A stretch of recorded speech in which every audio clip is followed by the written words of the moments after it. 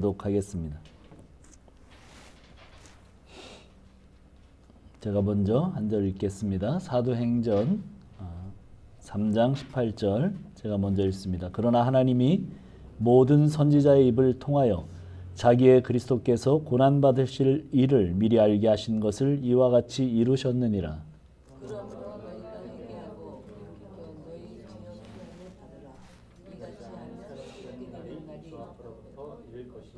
또 주께서 너희를 위하여 예정하신 그리스도 곧 예수를 보내시리니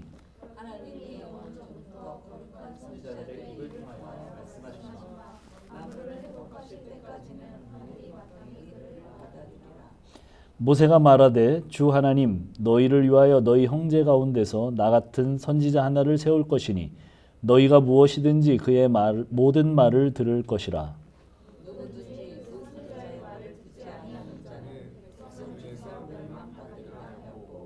또한 사무엘 때부터 이어 말한 모든 선지자도 이 때를 가르쳐 말하였느니라.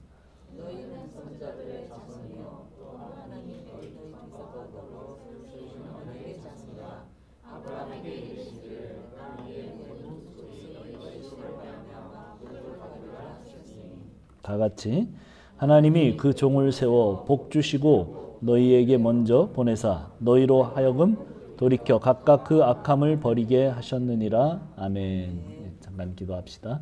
하나님 감사합니다. 오늘도 주일 같이 모여 예배하게 하심을 감사합니다. 종의 부족한 입술 붙드시고 하나님의 말씀 전달되는 귀한 시간 되도록 도와주시옵소서. 주님께서 인도하셔서 참으로 새롭게 되는 귀한 시간, 하나님의 영으로 새롭게 되는 귀한 시간 되도록 인도하여 주옵소서. 예수님의 이름으로 기도합니다. 아멘. 이제 우리 취준생들이 대부분 직장에 들어갔습니다. 축하할 만한 일이죠.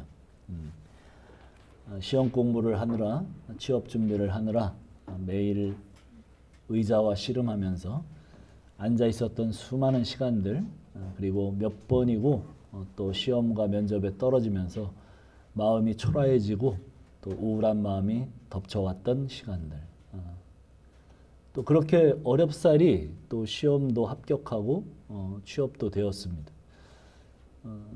그런데 보니까 안색들을 보니까 기쁨이 잠깐인 것 같아요. 예.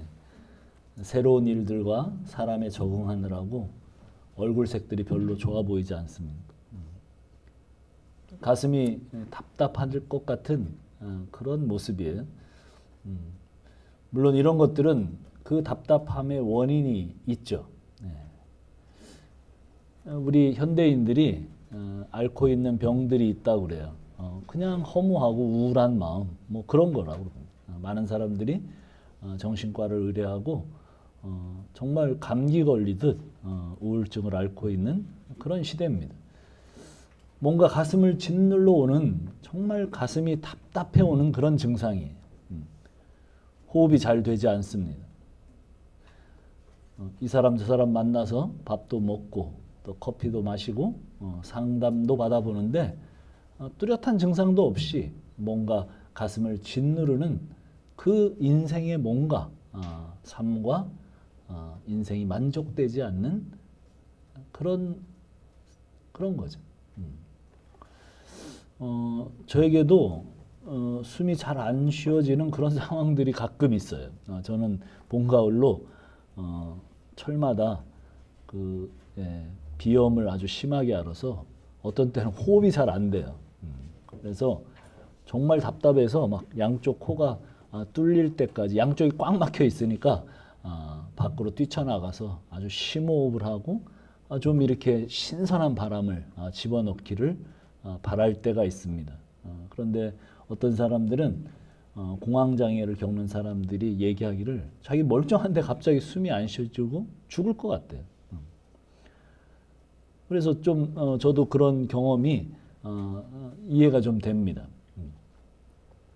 오늘 베드로는 설교에서 인생의 문제, 정말 숨이 잘 쉬어지지 않는 사람들에게 새로운 호흡을 할 수 있다고 도전하고 있어요. 한번 19절 읽어볼까요, 우리?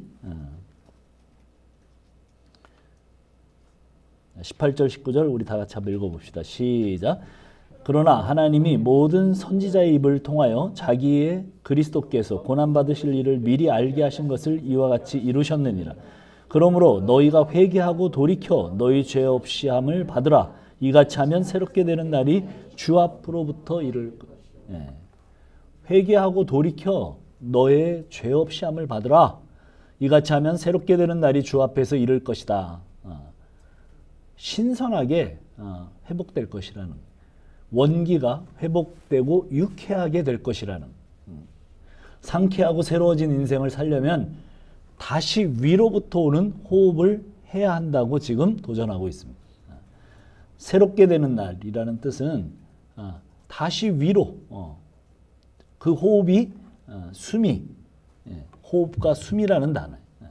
다시 위로, 호흡과 숨, 그 단어가 합성된 겁니다. 숨을 쉬지 못해서 극심한 고통 가운데 있는 사람들이 서늘하게 불어오는 상쾌한 바람을 들이마시면서 마침내 숨을 마음껏 쉴 수 있는 상태가 된다는 것을 의미합니다. 죄사함을 받고 영혼의 숨을 쉴 수 있는 그런 결과가 온다는 거죠. 베드로는 지금 죄사함을 받고 예수님 앞에 나와서 그렇게 새로운 날을 맞이하라고 초청하고 있습니다. 그런데 우리가 온전하게 영혼의 호흡을 편안하게 할 수 있는 것은 오직 하나님만이 주실 수 있는 은혜입니다. 왜냐하면 하나님이 인간을 만드셨기 때문이죠. 창세기 2장 7절에는 사람이 되려면 그 코에 하나님의 생기를 불어 넣으셔야 했습니다. 그래서 하나님이 생기를 그 코에 불어 넣자 사람이 생명이 됐어요. 사람다운 영적인 존재가 되는 것은 하나님께서 영혼 가운데 숨을 불어 넣어 주시는 방법밖에는 없습니다. 하나님의 형상대로 지음받은 인생들이 참된 호흡을 할 수 있는 유일한 길은 그 유진 피터슨 버전으로 이렇게 돼 있어요. 축복의 소나기를 쏟아 부어 주시고, 자, 신약적 표현으로 뭐냐 하면 우리의 참된 호흡은 십자가 지신 예수 그리스도이시다. 그런 얘기입니다. 요한복음 20장 21절로 22절에 보면 이렇게 되어 있습니다. 예수께서 또 이르시되 너희에게 평강이 있을지어다. 아버지께서 나를 보내신 것 같이 나도 너희를 보내노라. 이 말씀을 하시고 그들을 향하서 숨을 내쉬며 이르시되 성령을 받으라. 이렇게 말씀하세요. 주님께서 십자가 지시고 부활하신 다음에 이제 성령 세례를 사도행전에서는 2장 그렇게 표현하지만 오순절 성령으로 표현하지만 요한복음에서는 이렇게 표현합니다. 숨을 내쉬며 이르시되 성령을 받으라. 이렇게 예수님의 생명의 호흡이 불어넣어진 사람에게, 그 제자들에게 새롭게 되는 날, 유쾌하게 되는 날이 온다는 거예요. 이 일은 이렇게 일어납니다. 사도행전 우리가 읽은 본문 3장 20절을 한번 보세요. 20절 같이 읽어봅시다. 시작. 또 주께서 너희를 위하여 예정하신 그리스도 곧 예수를 보내시리니, 하나님께서 미리 예정하시고 보내신 그리스도 안에서 죄사함의 은혜가 있고 죄사함의 은혜를 맛본 사람만이 위로부터 오는 호흡을 하고 참된 호흡을 할 수 있다는 거예요. 그 예수님에 대해서 구약 성경을 풀어서 베드로는 계속해서 얘기를 합니다. 제가 글 순서대로가 아니라 제가 조직한 대로 한번 보겠습니다. 25절 보세요. 25절 한번 읽어봅시다. 시작. 너희는 선지자들의 자손이요 또 하나님이 너희 조상과 더불어 세우신 언약의 자손이라. 아브라함에게 이르시기를 땅 위의 모든 족속이 너희 씨로 말미암아 복을 받으리라. 예. 무슨 말씀을 하고 있는 거예요? 언약의 자손은 어디 나옵니까? 창세기 12장, 13장, 15장 계속해서 나옵니다. 거기에 3절부터 보면, 창세기 10장 3절에 보면 땅의 모든 족속이 너로 말미암아 복을 얻을 것이다. 그리고 13장 15절에는 너와 내 후손에게 이 땅을 주겠다. 그리고 17장 7절에는 내가 내 언약을 나와 너 대대 후손 사이에 세워서 영원한 언약을 삼고 너와 내 후손의 하나님이 되리라. 여기에서 후손 그렇게 번역된 것, 자손 이렇게 번역된 것은 씨입니다. 씨라는 뜻이에요. 너의 씨. 그런데 그 씨가 이스라엘 한 사람이 아니고 이스라엘이 아니고 한 사람이라고 바울이 뭐라고 그래요? 번역을 합니다. 갈라디아서 3장 14절로 16절에 보면 읽지 마세요. 제가 찾지 않으셔도 읽어드리겠습니다. 이는 그리스도 예수 안에서 아브라함의 복이 이방인에게 미치게 하고 또 우리로 하여금 믿음으로 말미암아 성령의 약속을 받게 하려 함이라. 형제들아 내가 사람의 예대로 말하노니 사람의 언약이라도 정한 후에는 아무도 폐하거나 더하거나 하지 못하느니라. 이 약속들은 아브라함과 그 자손에게 말씀하신 것인데 여럿을 가리켜 그 자손들이라 하지 아니하시고 오직 한 사람을 가리켜 내 자손이라 하셨느니라. 곧 그리스도라. 무슨 얘기를 하신 거예요? 이스라엘 자손 여럿을 가르쳐 복을 준다고 한 것이 아니고 그 복을 통해서 누가 한 사람이 와서 그 복을 모든 사람들에게 주겠노라고 말씀하신 거라. 그분이 곧 그리스도라는 거예요. 지혜와 지식의 모든 보화가 우리 주 예수 그리스도에게만 있고 하늘의 신령한 모든 복을 넘치도록 부어주신 분이 누구냐 하면 예수 그리스도라는 거예요. 그리고 그 외에 다른 복은 없어요. 성경이 얘기하는 것.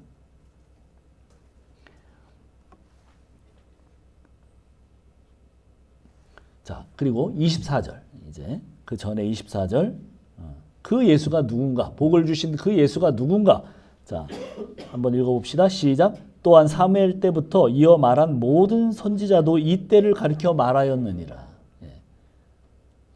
사무엘로부터 모든 선지자들은 예수님 때를 예언한 거라. 아브라함과 모세, 사무엘 모든 선지자들이 예수님의 그 십자가 부활 그리고 하나님 나라에 대해서 구약 성경에서 모두가 그렇게 예수님에 대해서 말을 했다고 베드로는 지금 말하고 있는 거예요.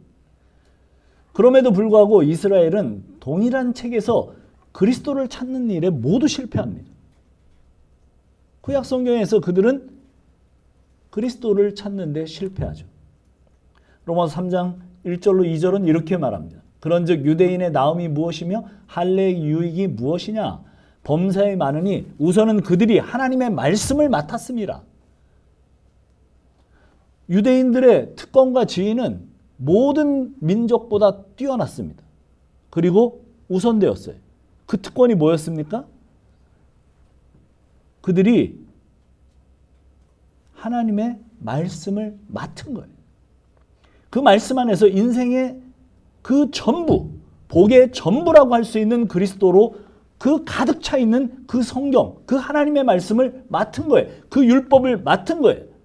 그런데 이 영광스러운 책에서 정작 그들은 그리스도를 찾지 못했고 그리스도를 유대인들은 배우지 못했습니다.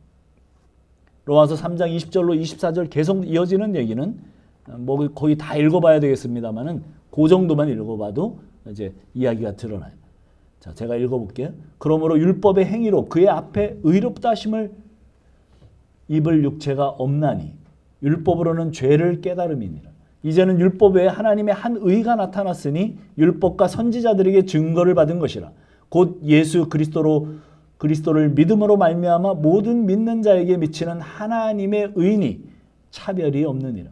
모든 사람이 죄를 범하였으며 하나님의 영광에 이르지 못하더니 그리스도 예수 안에 있는 속량으로 말미암아 하나님의 은혜로 값없이 의롭다 하심을 얻은 자가 되었느니라. 유대인들은 율법을 주신 이유도 모르고 오로지 이 율법을 지켜야 되겠다고 생각했습니다. 그들은 말씀을 받았어요. 그리고 그 말씀에 대해서 열심을 가지고 있었습니다. 그러나 그들의 영혼에 아무런 유익을 가져오지 못했어요. 예수 그리스도로 말미암는 죄사함, 그 결과로 오는 참된 회복과 원기 회복을, 그러한 일들을, 새로운 호흡을 그들은 전혀 알 수 없었어요. 그냥 율법을 맡았다는 것으로 결국 자기와 다른 사람들을 구별하는 용도로 사용했어요. 예. 아니 저것들은 하나님의 말씀도 없는 것들이야. 이방인들에게 그렇게 됐어요. 저들은 할례도 없는 것들이야. 우리와는 달라. 이렇게 사용하는 용도로 가져갔어요. 그런데 우리에게도 비슷한 일이 일어납니다. 성경의 중심인 예수를 알아가고 그 보화를 캐내고 그리스도를 배우는 일에 집중하기보다는 자기의 원함과 필요를 쫓아서 성경을 읽고 말씀을 들으며 인생의 해결책을 얻으려 하는 거예요. 구약에서 이스라엘 백성들이 했던 내용이 그거예요. 그 결과 말씀을 많이 한다는 사람들이 어때요? 안 따뜻해요. 성경을 많이 읽은 사람들은 어때요? 안 읽은 사람들에 비해서 자기가 아는 게 많아요. 바울이 아주 유명한 말을 했습니다. 뭐라고 그랬어요? 지식은 교만하게 한대. 많이 아는 것이 오히려 교만하게 돼요. 사람을 판단하게 해요. 저것들은 성경에 이렇게 나와 있는데 왜 저렇게 행동해? 그런 거죠. 아는 만큼 교만합니다. 하나님 말씀에 녹아지면 그 하나님 말씀으로 다른 사람 판단하겠습니까? 그렇지 않을 거예요.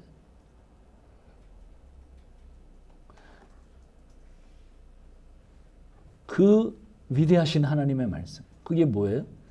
정말 은혜의 수단이 있다면 유일하게 딱 두 가지라고 그랬어요. 그게 뭐냐면 하나님의 말씀과 성례라고 그랬어요. 이 은혜의 수단을 교회 공동체에 주시는 이유가 무엇입니까? 그것을 통해 은혜를 누리라는 거죠. 그래야만 호흡을 하고 생이 허무해지지 않을 수 있기 때문에 그래서 주시는 거예요. 그래서 하나님 말씀을 주신 거예요. 은혜가 임할 때 어떤 현상이 일어날까요? 예, 그렇습니다. 예수님을 더 사랑하게 됩니다. 그런 사람은 또 어떻게 됩니까? 이웃을 더 사랑하게 되겠죠. 사랑이 뭐예요? 사랑이 뭘까요? 예, 아주 쉽게 얘기하면 그런 겁니다. 다른 것을 가진 것을 다른 사람에게 나누어 주고 싶은 거죠. 그리고 나누어 줘요. 그 사람을 위해서 기도하고 싶고 그 사람 옆에 같이 있어 주고 싶고 우는 자들과 함께 울고 웃는 자들과 함께 웃는 그런 사람이 되는 거예요. 그냥 무탈하게 사는 삶이 감사하면서도 그냥 미안하고 그래서 나누고 돕고 섬기며 사는 것이 자신의 삶에서 가장 기쁜 삶이 되고 자신의 삶의 근본적인 이유가 되는 것. 그것이 은혜를 받고 위로부터 오는 호흡을 하는 은혜의 심령입니다. 구원받은 하나님의 사람의 사랑이에요. 이제 마지막 결론적으로 23절, 24절을 우리 읽고 한번 결론에 도달해 봅시다. 23절, 24절 같이 읽어봅시다. 시작. 누구든지 그 선지자의 말을 듣지 아니하는 자는 백성 중에서 멸망을 받으리라 하였고 또한 사무엘 때부터 이어 말한 모든 선지자도 이때를 가리켜 말한 것이니라. 자,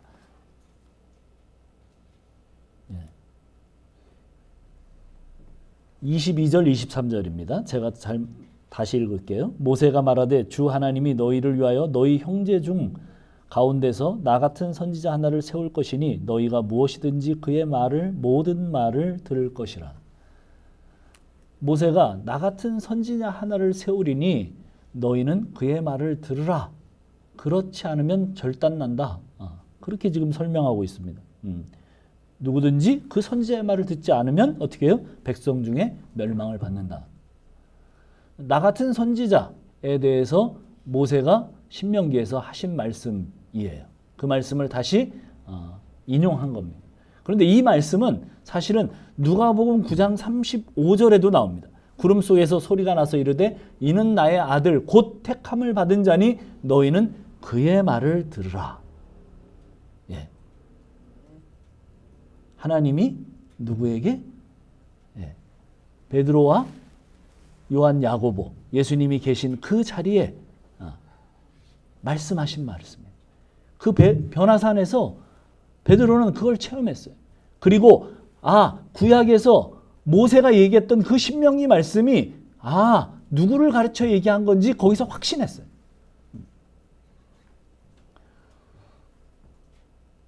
누구든지 그 선지자의 말을 들으라.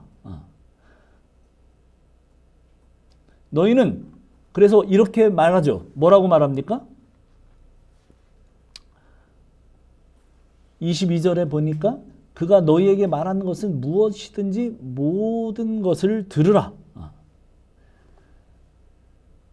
너희가 무엇이든지 그의 모든 말을 들으라. 이렇게 얘기합니다. 그게 헬라어 직역이에요. 너희에게 말한 것은 무엇이든지 모든 것을 들어라. 그분이 하신 말씀은 다 들어야 될 뿐 아니라 그 말을 다 지키는 거예요. 들은 사람이 다 듣고 지키게 되는 거예요. 그렇지 않으면 멸망한다는 거예요. 누구의 말씀을? 예수의 말씀을. 마태복음 7장 20절은 이렇게 얘기하죠. 이러므로 그들은 열매로 그들을 알리라. 나더러 주여 주여 하는 자마다 다 천국에 들어갈 것이 아니요 다만 하늘에 계신 내 아버지의 뜻대로 행하는 자라야 들어가리라. 섬뜩한 말씀이죠. 우리가 늘 배워왔던 말씀과 정반대되는 말씀같이 들리죠. 행해야 되는가? 행해야 구원받는가? 행위 구원을 얘기하는가? 그런 얘기 아니에요. 율법에 열심히 있었던 유대인들은 사실은 닮아가려고 노력한 사람들이에요. 뭐를? 하나님의 말씀, 그 주시는 말씀을 받고 닮아가려고 노력한 사람들입니다. 하나님의 말씀 율법의 그 정중앙에는 뭐가 있었어요? 예수님이 있었어요. 그들이 알든 알지 못하든 그 율법은 정확하게 한 올도 변화될 수 없는 하나님의 말씀이었고 완전한 하나님의 말씀이었어요. 그래서 그들이 그 하나님의 말씀을 닮아가려고 노력했어요. 실천하려고 노력했어요. 우리가 지난주 수요 성경 공부에서 예수 닮은 또 예수 닮아가는 이 두 가지를 가지고 우리가 논의를 했습니다. 예수를 닮아야 된다. 근데 예수가 담겨지지 않은 사람은 예수를 닮아갈 수 없어요. 무슨 얘기냐면 지금 유대인들은 예수가 담겨지지 않은 상태에서 어떻게 한 거예요? 닮아가려고 노력한 거예요. 부단히 노력했어요.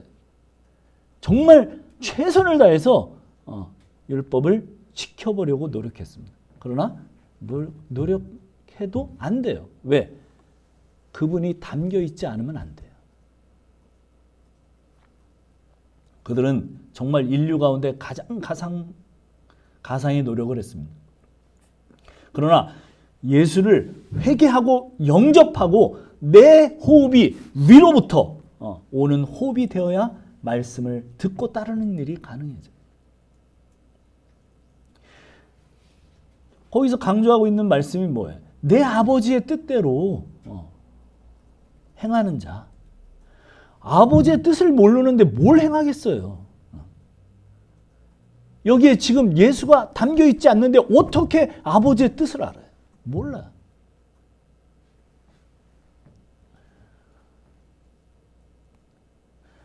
누구든지 뭐라고 그럽니까? 나의 이 말을 듣고 행하는 자는 반석 위에 지은 지혜로운 사람과 같으리니. 이게 믿음의 전부죠. 예, 예수의 말을 듣고 그 말을 듣고 그 말을 따르고 행하는 자. 그게 반석 위에 지은 지혜로운 사람이에요. 누가 그렇게 될 수 있겠어요? 예수의 말씀을 모두 듣는 사람.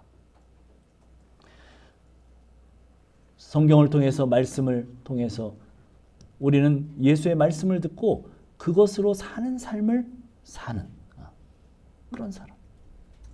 우리가 하는 모든 행위는 종교적인 것이든 그냥 일반적으로 우리가 살아가는 삶의 영역이든 성경과 말씀에서는 예수님을 발견하고 더 알아가고 더 함께하고 그래서 우리 안에 담겨진 그 말씀이 우리의 삶을 통해서 나오게 되는 거예요. 우리는 그 아는 것으로 끝나면 안 됩니다. 우리는 많이 알려고 노력해요. 그러나 그 아는 것에서 어떻게 됩니까? 더 가야죠. 그것을 행하는 자리까지 가야 해요. 그 말씀을 행하려고 부단히 노력하고 애쓰고 깨지고 또 그 삶 속에서 계속해서 그렇게 실현하는 것으로 우리는 살아야 합니다.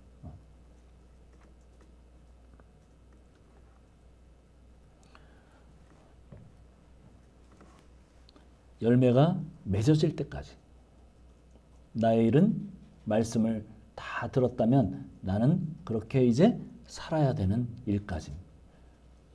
실제적으로 그럴 때 우리는 하늘 호흡으로 정말 상쾌하고 유쾌한 날들을 계획하신 그 주님, 그것을 주신다고 지금 설교하고 있는 베드로의 그 설교를 따라 우리는 그러한 날들을 살아갈 수 있을 것입니다. 그렇게 기쁜 삶들이, 그렇게 상쾌하고 유쾌한 날들이 정말 예수님을 영접하고 받아들이고 회개하고 받아들인 우리들의 삶에 계속 펼쳐지기를 간절히 축원합니다. 기도하겠습니다.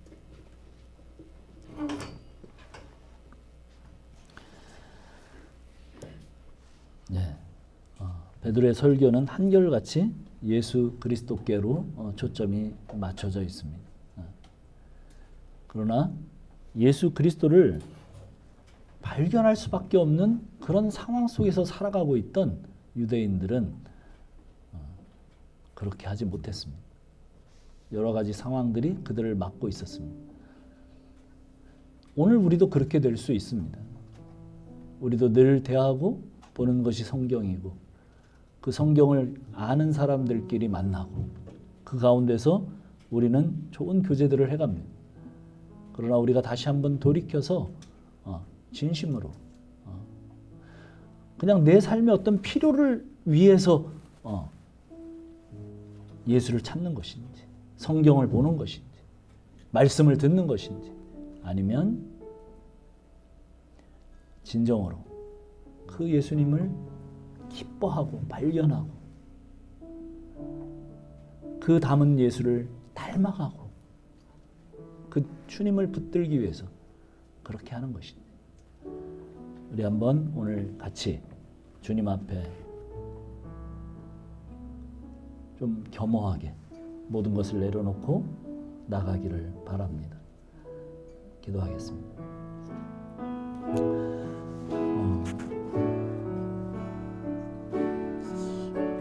베드로의 초청은 정말 유쾌한 날들을 보는 것, 새로운 날들을 보는 것, 그것은 위로부터 오는 하늘 호흡을 통해서 라고 말씀했습니다. 그것이 이미 다 준비되어져 왔습니다. 창세로부터, 구약으로부터, 그리고 베드로가 설교하는 그 순간까지 하나님께서 예정하시고 또 보내시고 그 예수를 통해서 구원을 이루실 그 깊은 호흡, 생명의 호흡을 불어넣을 그 순간의 모든 말씀이 있습니다. 이제 손을 내밀어 잡기만 하면 됩니다. 우리의 삶 속에 아직은 잡지 못하고 아직은 무엇인가 방황하고 있는 그런 형제 자매들이 있다면 아버지 하나님, 오늘 말씀을 통해서 그 유쾌한 날을 바라보며 새로운 호흡, 새로운 그 날을 바라보며 예수 그리스도를 손내밀어 잡게 하시고, 그리고 그의 말을 모두 듣고 삶에서 사랑으로 살아가는 귀한 자들이 될 수 있도록 주여 인도하여 주옵소서. 하나님 함께 하시기를 원합니다. 오, 주님 함께하여 주시옵소서. 찬양 드리겠습니다. 주님 곁으로 함께 찬양하겠습니다.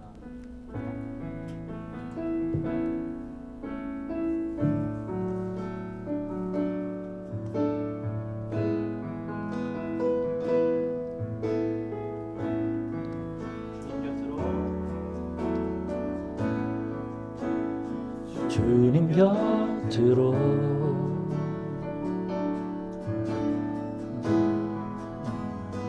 날 이끄소서.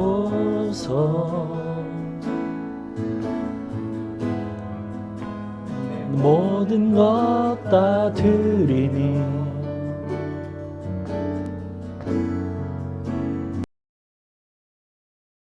원하네. 나의 참소는 나의 찬송아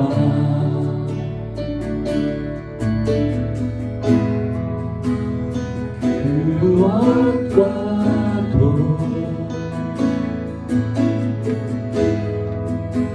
바꿀 수 없는 주 사랑, 그뿐 안에 난 우리 주님의 길로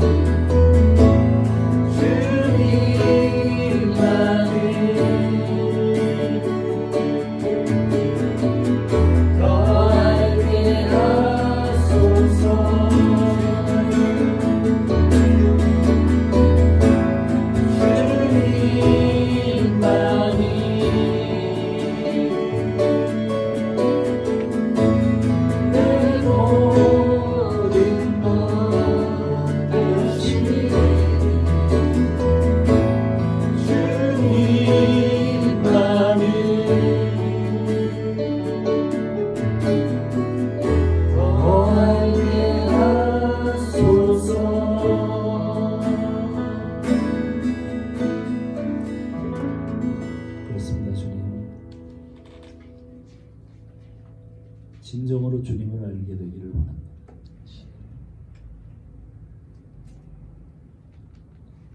그리고 우리의 추구와 우리의 모든 삶의 끝점이 주님을 추구하는 것으로 다 있기를 원합니다. 우리가 견눈질할 때, 또 우리가 이중 초점이 될 때 주님 다시 한번 말씀 안으로 들어가게 하시고 주님을 바라보고 주님을 붙들 수 있도록 주여 인도하여 주시옵소서. 당신의 귀한 자들, 이 허무와 우울과 고통이 넘쳐나는 이 세상에서 주님을 붙들고 유쾌하고 새롭게 되는 날, 그 날들을 살아가는 귀한 자들이 되도록 주여 도와주시옵소서. 이제는 우리 구주 예수 그리스도의 한량없인 그 사랑하심과 하나님 아버지의 하여 같은 그 사랑하심, 성령님의 감화 감동 교통하시는 은혜가 그 사랑을 깨닫고 그 사랑을 촉접하여 예수와 함께 사랑으로 살기를 원하는 우리 가족 머리 위에 영원토록 함께 하실지어다. 아멘.